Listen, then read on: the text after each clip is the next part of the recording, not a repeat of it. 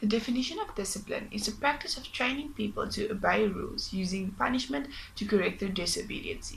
What type of disobedience are we talking about? We are talking about drug abuse, assault, theft, rape, and even being drunk at schools. Teaching has become a very difficult occupation these days because of the lack of discipline in schools. Good morning, teacher and fellow classmates. We believe that corporal punishment is the most effective way to discipline students.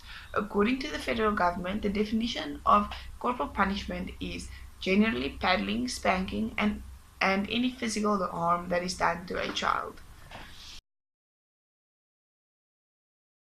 Various approaches to deal with indiscipline such as verbal warning, tidying the classroom, additional work, detention, and suspension have been implemented, yet disobedience continues to grow. Some learners continue with bad behavior even during detention, and others simply laugh at this and don't attend. By suspending a child, he or she will miss out on work, which can lead to poor grades or failing a test. Expulsion or permanent exclusion terminates the student's education. This will then contribute to unemployment in South Africa. Every child has the right to education. The subject has become controversial over the years because people would actually become sensitive on what is actually valid. The question is this an effective means of punishment? Is it ethical?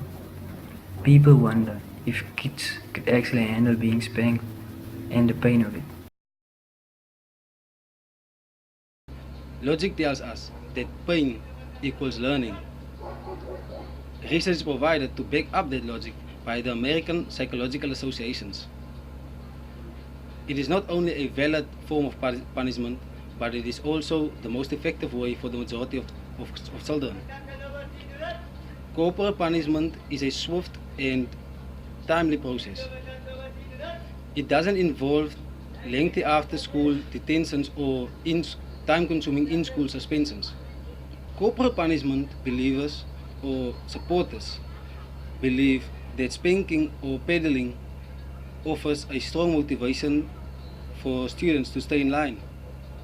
Intimidation has a positive effect on students' behavior. A national representative household survey asked 952 parents about their attitudes regarding discipline and the use of corporal punishment. The survey found that 542 of the parents still use corporal punishment. It is legal and are being used in more than 4,000 schools in 21 states. This is an effective way to discipline students. Otherwise, it wouldn't still be illegal in 42% rather of the states.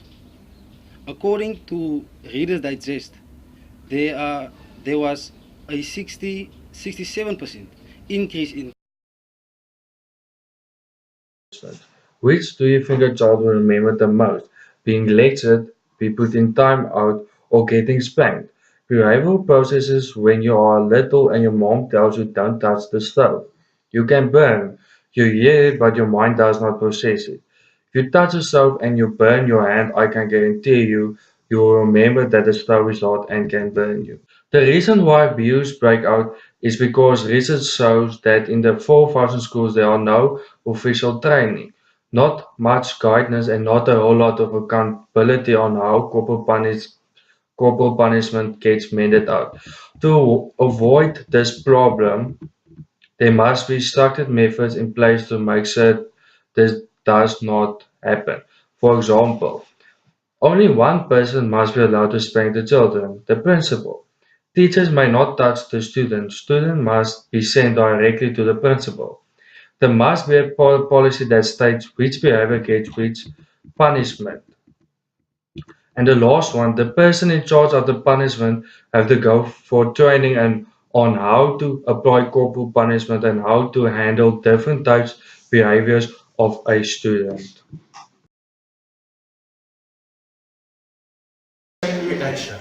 Like, if my grandparents didn't punish my parents won't be able to teach me right from wrong. And this is going to keep on creating a downfall for morality in our society. How children are punished today plays a huge role in what types of adults they will become and how morals are set up. Do we want our future to be ruled by adults that don't know right from wrong just because proper punishment wasn't administrated to them when they were children? The pain they endure today will be well worth it for their future tomorrow.